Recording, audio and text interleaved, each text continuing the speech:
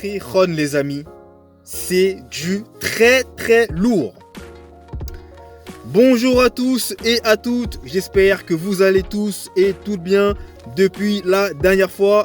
Moi, ça va super à l'idée aujourd'hui de vous débriefer le match qui a opposé le FC Barcelone au FC Girona avec la grosse victoire du FC Girona contre le Barcelone sur le score de 4 buts à 2. Les amis, comme vous me connaissez, on perd pas de temps et on y va. Déjà, première chose, on va commencer par parler du FC Barcelone. Premièrement, défensivement parlant, les amis, c'était pas du tout à la hauteur du FC Barcelone. Araujo, on va commencer par lui, il a été, mais vraiment, il a pas été bon, quoi. Limite, pour moi, c'est le pire match de Araujo depuis que je l'observe et que je le vois jouer au sein du FC Barcelone. Et en plus, rarement, je le critique Araujo. Mais pour moi, il a livré une prestation vraiment en dessous de ce qu'il peut faire. Jules Koundé également, c'était très difficile pour lui. Il était vraiment en difficulté. Il se faisait passer dans tous les côtés. Il se faisait prendre dans le dos. C'était vraiment chaud pour lui. Christensen également.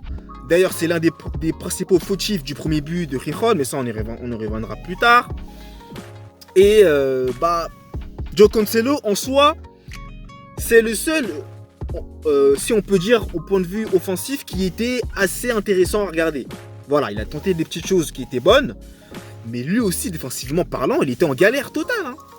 Il était vraiment en galère. Et donc, par la suite, les amis, au niveau du milieu de terrain, Frenkie de Jong, Gundogan, ils ont assuré. Avec Pedri notamment, ils ont assuré. Franchement, ils ont tenu la baraque et ils ont été très en forme. Là, sur eux, j'ai pas de choses à dire. Malheureusement, la défaite est là, mais ils ont fait ce qu'ils pouvaient et ils ont vraiment plutôt bien joué. Hein. Honnêtement, ils ont été très bons. Frenkie de Jong a été très juste dans les passes. Gundogan, il a été très en forme au niveau offensif. Même défensivement parlant, Pedri aussi offensivement parlant, c'était très bon.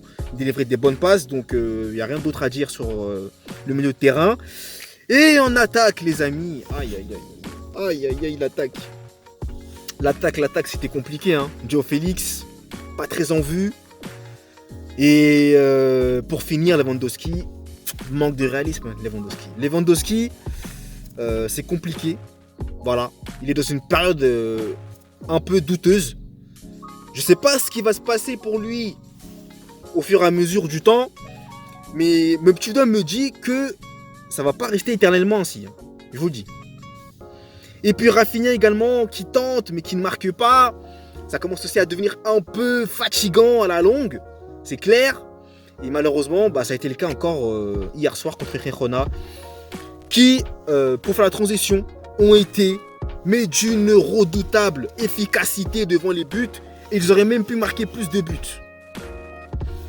Mais le football qu'ils ont proposé, c'était vraiment du pur régal. Ils étaient en accord avec leur jeu. Ils n'ont pas fait les petits frères comme l'Atlético de Madrid. Ça m'a fait vraiment plaisir. Désolé, hein, typique Atlético de Madrid, mais à un moment donné, voilà, Girona a joué. Ils n'avaient pas peur de laisser des espaces. Ils ont joué leur jeu jusqu'au bout. Et au final, ça a fini par payer. Puisque cette équipe-là, les amis, c'est un prétendant au titre. Je le dis aujourd'hui, Rijon, c'est du sérieux. Moi, je pensais que c'était une petite passade. Mais là, franchement, ce qu'ils ont fait contre le Barça hier soir, offensivement parlant, du très haut niveau. Entre Miguel, Gutiérrez. Mais lui, c'est une perle, incroyable. Ensuite, Dovbyk, je crois que c'est Dovbyk le prénom ou le nom, je sais plus, qui a lui aussi été décisif devant les buts. Et l'entrée de Christian Stoney qui marque le but, qui détruit tous les espoirs barcelonais à la dernière minute dans le temps additionnel. Incroyable. C'était incroyable, magnifique. Franchement, Rijon, leur football, il m'impressionne.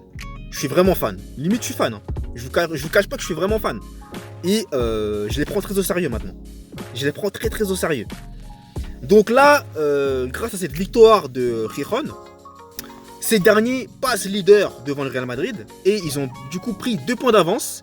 Et en revanche, le FC Barcelone se retrouve à 7 points de retard. Franchement, je les voyais confiants, le Barça. D'ailleurs, au passage, j'ai pas eu bon. Hein. Ils n'ont pas gagné, le Barça. Ils ont finalement perdu. Donc voilà, mon pari est raté. Donc heureusement que j'ai pas parié. Petite parenthèse. Mais pour revenir à ce que je disais, le Barça était plutôt en confiance. Hein. Je les croyais en confiance, mais là, ils sont tombés sur un colosse. Sur un colosse. Hein. Et comme je vous le disais peu avant, je vous dis qu'il aurait pu avoir plus de buts. Hein. Parce que le pire dans tout ça, c'est que le Barça n'a pas été mauvais. Hein. En première mi-temps, le Barça était en adéquation avec leur jeu. Ils jouaient plutôt bien en fait. Ils avaient des occasions. Mais malheureusement, ça ne marquait pas devant le but. Ça ne marquait pas, ça pêchait trop. Et en seconde mi-temps, bah, ça a explosé. Gijón était vraiment à l'aise. Les ressorties de balles qu'il faisait en toute sérénité. J'ai rarement vu ça. Hein. C'est vraiment la première fois cette saison que je vois une équipe qui a dominé et qui a mangé le Barça dans le jeu. Franchement magnifique. Et les amis, pour pas que ce débrief soit trop long, je vais m'arrêter ici. Donc si vous avez aimé la vidéo, n'hésitez pas à me mettre un j'aime si ce n'est pas encore fait. N'hésitez pas également à me suivre en vous abonnant à la chaîne. Ça me ferait extrêmement plaisir. N'hésitez pas également à commenter, à me dire ce que vous avez pensé du match. Et surtout, n'hésitez surtout pas également à aller commander mon livre broché disponible sur Amazon qui retrace notamment le parcours faramineux et légendaire de Lionel Messi. Et nous les amis, on se retrouve très très vite pour de nouvelles vidéos. Allez, peace.